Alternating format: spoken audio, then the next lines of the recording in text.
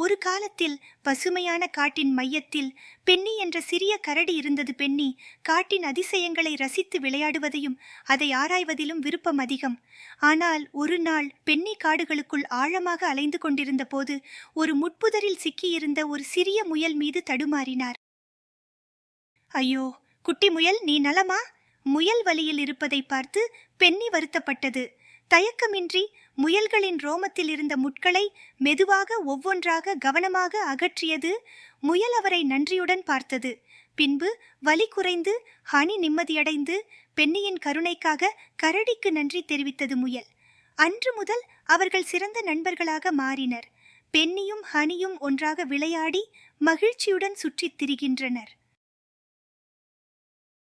குட்டி கரடி பென்னியின் கருணையை பற்றிய இந்த கதையை நீங்கள் ரசித்தீர்கள் என்று நம்புகிறோம்.